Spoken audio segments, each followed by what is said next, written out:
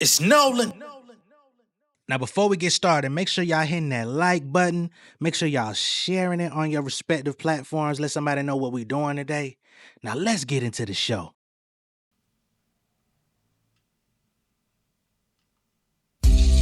End of the year coming, I'm posted like Tim Duncan. Teaching niggas how to grow they shit like it's Teen Summit. Teaching niggas how to talk to me, I don't hear nothing. You red pill rappers about to fall from the red button. This chair comfy, need real money. Let me find out you industry niggas is Ted Bundy. Let me find out, let me wind down. Take some time out to calculate the weight I clear monthly. USD to them pounds, feet deep in the ground. Stand firm like your whole shit for $200. I'm big worm, switch the game up to help y'all score. Dave Stern try to box me in Martin. I treat him like T. Hearns. Got a baby doing 5 weeks. Made it through my juvenile hell, was bumping my deep. Homies in them 2-man cells struggle to find sleep. We ain't talking casa now, we don't talk like barbershops. Circumvent the streams, we taking it back to mom and pop. Distribution, pick and choosing for the institution. Niggas losing, y'all can check the units. They say the internet level the plan failed. I say they made you confident in racing with your training wheels. Fuck 'em rapping for if I can't pay a cable bill. Fuck 'em rapping for if I can't even say what's real. How you say you independent with a major deal? Niggas fell in love with the lies. I see how shady feel. What's going on, beautiful people? It's the kid J Nolan here. Welcome back to another episode of Inside the Industry, your number one source for music, entertainment, commentary, and breakdowns. Hope everybody's doing well out there this evening. In this video, we're going to be getting into Rory and Mal on a couple different counts, all right? Now, the first one is going to be them and their reaction to this whole Drake-Rob Markman situation. I would expect for it to go as follows. I think Rory is going to be able to understand who Rob Markman is, and give him some praise and some support because of what he brings to the table in hip hop, what he's contributed to hip hop as far as journalism is pertaining to. And I'm quite sure Mal is going to be on the side of, we don't know what he did and Drake has a reason. Pretty predictable, but let's go ahead and pull that up. And we're also going to get into Rory and Mal addressing the mythical Drake interview, or the prospect of him coming on their show to sit down and talk, which they basically say they really don't expect it. Rory would love for Mal to get that interview. But everybody should know it's never going to happen regardless. All right. Just going to get into this and keep it moving. Now, the first part of this is audio only, so there's no reason to bring it up larger on the screen. So let's get into it. People project on you. I know Drake be joking around, but Rob Markman is like one of the few journalists that we have. And Drake didn't say anything crazy, but I think he's projecting because people have been shitting on him for a year. And I think now he's just getting his payback, but he doesn't need to. Rob don't bother nobody unless he said something about Drake that I missed. Mm-hmm. I just feel like attacking, even though I don't think I say negative things about Drake, I think my world would be more of a place for Drake to attack than Rob's world. And I'm not saying me specifically or Rob specifically. I just think Rob is on a journalistic side and we're on a commentary side. Mm-hmm. And I think Rob is very objective and fair in everything that he does. I think a lot of the stuff that we do, even though we are objective, has emotion involved in it as well. Mm-hmm. So it's an easier back and forth, and I can see where artists feel a certain way. Does Rob bother anyone? I think Rob is an incredible journalist and one of the few hip hop journalists we have left. Yeah, but you may be speaking about things that you probably just don't know. Oh, that's why I asked. Yeah. Unless there was something I missed. Because I remember even when Drake was roasting me in the IG comments, he kept bringing up Rob Markman. I was like, why does he keep bringing up Rob? Is there some history there that I'm unaware of? I don't know. Probably. I just don't think that. I don't know. Probably. Nigga, how hard is it just to say, you know what, man? It really ain't nothing that deep worth pointing out Rob Markman of all people. When y'all two niggas was still on the Joe Budden show, Drake was shitting on y'all and also talking about Rob Markman, using him as the butt of the joke, as in the only nigga that would know Joe Budden's music outside of y'all. So let's cut the bullshit, man. Like, yeah, Mal, like, you're a part of his team of face towels. So clearly y'all come in and do cleanup work for everything that he does. He can't do no wrong. The boy is infallible. But fuck that shit, bro.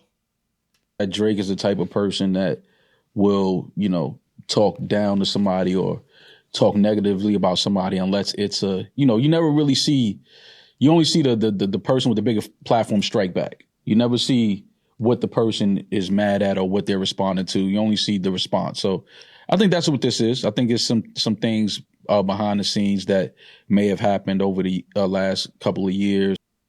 Go ahead and, hey Drake, go ahead and put Rob Markman in the paperwork. Put him in your list of people you need to come. Cause he the one that had a phone call with your team, right? About showing the boy some love. Let's see how that works in terms of your payola allegations on UMG and Kendrick Lamar. Now I don't want to implicate Rob as an informant or anybody of that stature, but since we're depositioning people and asking questions, why don't we ask the person who actually already told us that you reached out to him with an offer of payola or an offer of some sort of compensation on the lookout to favor you in the battle? Let's see how that does for your payola allegations. Clearly, that's what you still have a grudge about because he said no. That, just left a bad taste in Drake's mouth. And of course, because he is who he is, we're only going to see his response. And now it looks like he's, disrespecting the journalist who doesn't bother anybody. And, people like to do that. Admittedly, so I did, of course, I follow, a lot of what Rob does. And I did follow the battle back and forth. I thought he did a great job covering the battle. I'm sure there was something maybe I could have missed. I don't think it's coming out of nowhere. I also think, though, Drake in a jokingly way sometimes is disconnected with media and who he thinks people are. And it's not a narcissistic thing. I can just only go off me as an example. When he would put me and Rob in certain categories of like just these straight hip hop nerds, like when he would make jokes of like Rory would only like me if I worked with Griselda, and like I'm like, dude, do you like know I like only listen to pop music and R&B? Right. Like as much as the underground hip hop nerd I am, I think you have me skewed. Like I'm not the guy that's like, yo, did you hear Immortal Technique, Dance with the Devil? Like I'm not that. Nah, I don't think Homeboy really gives a fuck. I don't think he cares. It's about how you present yourself in the media. You don't come on, even when he was talking about you, Rory, you don't come online and talk about pop and R&B. You get online and talk about hip hop, rap, and what's going on in these spaces. Therefore, you get lumped in with the rest because that's how you've portrayed yourself. Nobody gives a fuck about who you are off camera. Let's just be clear. Same thing with Rob Markman. Now, what I don't get is why Rob Markman would be deemed as somebody who wouldn't like Drake unless he worked with Griselda, when this nigga has... Rob Markman was one of the only people out here willing to give that nigga any sort of credit. Even after Not Like Us was taking over the world. Even after lawsuit, even after all of the bullshit, he's like, I just want to focus on the music. I think the industry still benefits off of Drake being active. I think hip hop still benefits off of Drake working with other artists. You know what I'm saying? To a lot of people's complaints of him saying that. So clearly he has some connection with Drake's music over the years. Clearly he enjoyed it, which he admits himself. So no, I don't think he gives a fuck about what you listen to in your personal time or anything. He chose Mark because he don't like that Homeboy outed the OVO bullshit, the OVO sellout offer. He declined it and he aired it publicly. Let's be very clear. And the fact that Rob Markman represents a side of hip hop or just the hip hop culture that Drake is having trouble infiltrating at this point in his career. He wants to hit back at the people that represent an audience of people that he cannot get to give him the sleight of hand, to cut him any slack.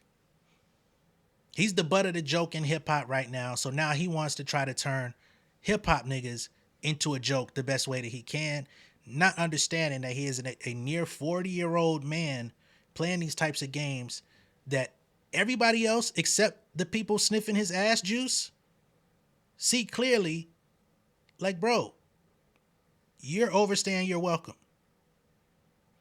And you could have extended your welcome if you would have sat your ass down, went away, went into your fucking cave, ate some soup, and disappeared for a little bit. But you played into the narrative of I'm unbothered while showing people you're bothered every step of the way. That guy. I mean, and I think he probably thinks Rob is a representation of the older hip hop nerd that rejected Drake in 2009 when things started to change. And there's no indication of Rob Markman ever rejecting Drake. He's done nothing but embrace Drake.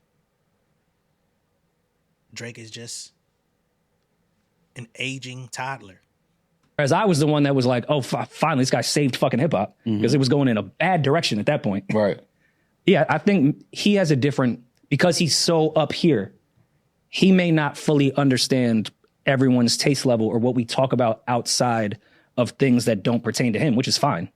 He doesn't need to do that, but we all live in our bubble. I just thought it was kind of like out of left field.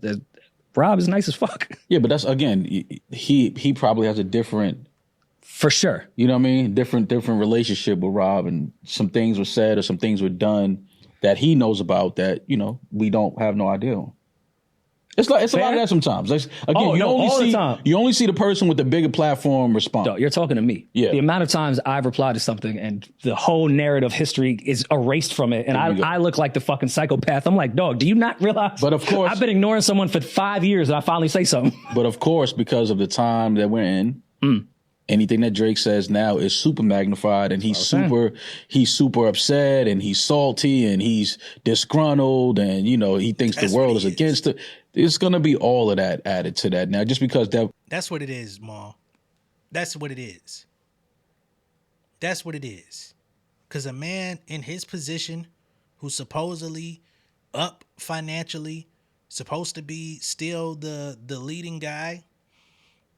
Billboard just named him the top R&B hip hop artist of the decade or some shit all over again. Like, it goes through these waves of Public Enemy #1 versus how can we massage him back into the conversation on being revered, right? But if he was unbothered, if he was happy with where he stands, if he was happy in any capacity, like in real life, and do I think he enjoys the fruits of his labor? Do I think he enjoys having copious amounts of money at his disposal? Absolutely. However, there's some things that you cannot buy. You can't buy respect. You can't buy friends, at least not in the long term. You can't buy your spot in culture. You know what I'm saying? Again, not in the long term. At some point, that seat will be burnt, disintegrated. He's seeing it in real time. So now he's lashing out. Every couple of days, he's doing something to keep himself in the conversation. And for the OVO fans, they say, well, y'all can't stop talking about him. Every time I look up, y'all are talking about him. And it's like, yeah, because he wants to be talked about. But the narrative that he's looking for is not the narrative that he's receiving. So he can buy all these fake Tupac chains that he wants. He could talk shit to Rob Markman all he wants. He could put Screwface in his fucking legal complaint. He could put all these reactors in his legal complaints. He could do all of these different things. None of it is helping him be perceived any better than had he just sat around. The best thing he could have done was sit back, relax, try to get some good music in rotation, and hope that there would be enough people willing to accept that offering. But instead, he ain't gave y'all nothing but chitlins, and I'm still standing on my stance of chitlins. If you like chitlins in 2025, I'm going to pray for you. But he's serving chitlins, and he's out here triggered, and he's lashing out on any and everybody that he would perceive as against him. In real life, niggas ain't against him. Niggas just ain't feeling you. That's two different things. There's everybody hates Chris, and then there's everybody sees Chris and don't give a fuck about what he got going on. Damn, that nigga lame. That don't mean I care about you. You just lame as fuck, nigga. I'm going to call it out. I'm going to keep it moving. J Nolan just having to get paid for saying it off of YouTube ad revenue, not off of anything else before you get your panties in a bunch. Of the things that we've gone through in the last couple of years and where we are now. So no matter what he does, it's going to be looked at as, oh, this is his response because, maybe Mark supported the Not Like Us record, so now Drake's mad at anybody that did that. And when it's like, okay, you may think it's that, but it may be something else too. It may be something deeper than that as well. Yeah, I mean, if he got mad at everyone that Not Like Us, it'd be exhausting. This is what I'm saying. And again, we get off the Drake thing. This is the one thing, I'm not saying you, but Nigga's very exhausted. You can see it in his face. Like, let's be fucking real. Now, let's get to clip number 2 of freaking Frack, all right? Rory and Mal speaking on Drake interview. Says, if Drake never sits down with me on camera, I wouldn't give a fuck. That is a quote from Mal. I've never thought about, I hope he comes and talks with us. It's never crossed my mind. Mal goes on to say, no matter who Drake sits down with, it won't satisfy anyone.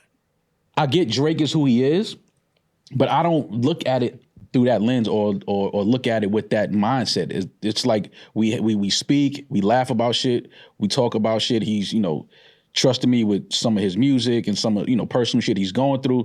But I think it's that because he knows that I'm not thinking interview. If Drake never sits down on the camera, I wouldn't give a fuck. Oh no, but I know that part. Right, but people don't know that. So I'm saying it for people that don't know that. So I've never thought about, oh damn, I hope he comes sit and talk. That's never once crossed my mind. So they when also you don't say think you have a real relationship with him, that's why. They think you're doing it to leverage an interview, which I know is which is fucking crazy. But that's cool. Yeah, they could think that. Yeah. But what I'm saying is, if me and you didn't have a podcast together and you putting out dope albums and this, that, and the third, and you had gone through some shit, you my guy, I wouldn't be thinking like, damn, I hope Rory one day wants to come and sit on camera and we could have this. That shit doesn't even cross my mind. With a real friendship. There's artists that I'm But now if you say, you know what, I got some shit I want to get off, Maul, and I want to get it off with you. Pause. Set up the cameras, pause. Yeah. All right, cool. But I'm not, in my mind, that doesn't even, so when I see people say, oh, he got to give Maul in it. Why?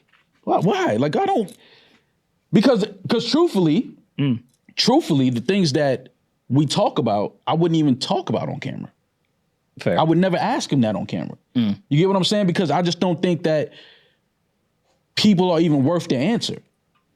Okay. You get what I mean? Because it's like, okay, even if he says it, even if we get Drake, we get the Drake. Let's paint the scenario for him. Okay. We get the Drake interview. Gotcha. We ask every question that's online. Can we stay in Toronto for the week? I don't. Wherever. If Drake said, bring the fucking cameras. That's what I'm trying to leverage it. Wherever. I wouldn't give a fuck where we go. No, let's do it in Toronto.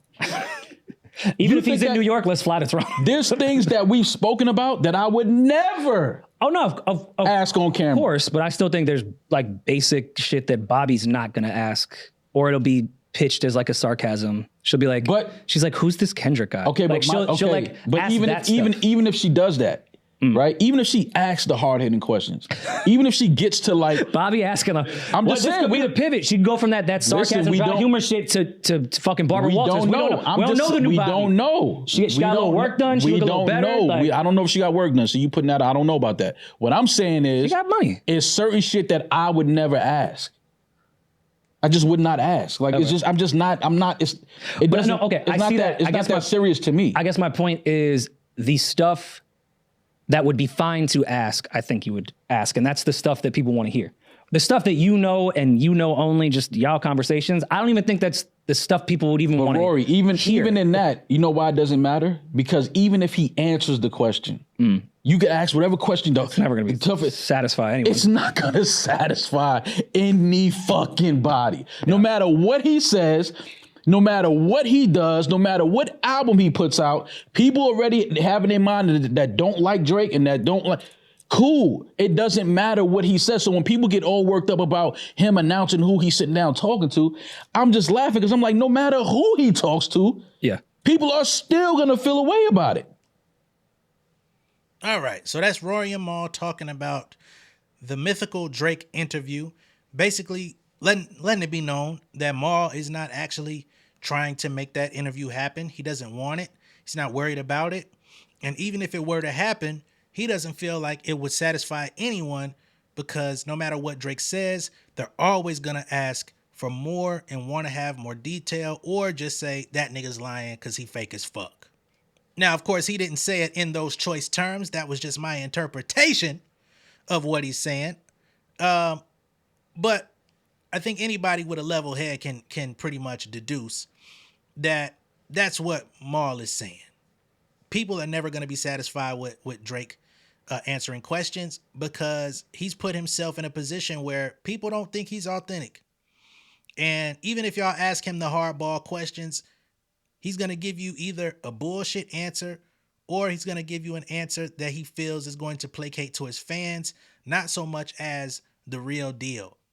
You know what I'm saying? Just like when he had Lil Yachty and all these niggas out here saying Drake is unfazed. He's never been so happy in his motherfucking life, as if you knew him all his life. But all of a sudden you could say, I've never seen him more happy. Bitch, you ain't never seen him more angry either. What are you talking about? You just happy to be around. So there's that. Rory and Maul talking about Rob Markman's situation.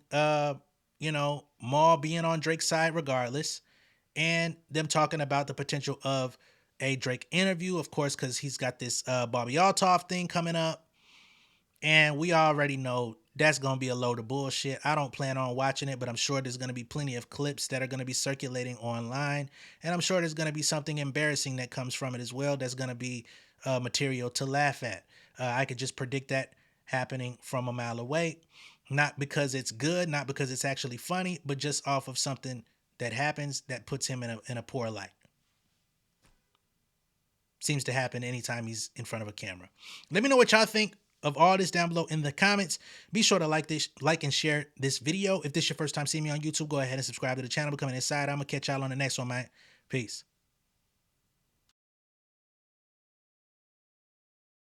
King of my city and cul-de-sac. Coming out swinging like soldier rag. Leading my people like quarterback. But I study this shit, I'm an almanac. Had to get up and grind. Knowledge is booming, I'm here to apply. Came with the chip and the dip, it just single the mind. We finna do more than survive. I need my check. Spinning the block for the Gouda. We hitting the jeweler to flood out the net. We don't do beef for computers, I'm straight out the sewer. We come when you rest. Niggas be looking perplexed, so keeping my foot on their neck. No map, I trust my gut for the quest. But drama, I'm fully abreast. I was ready for years and they doubted me. All of a sudden they tell me they proud of me. I been dropping these haters like calories. Cross them out, I came back with some boundaries. Stand for my honor, but too raw, no gunner. Packing the stick with a drummer. When I catch my bad, won't fumble. I done came too far to be humble.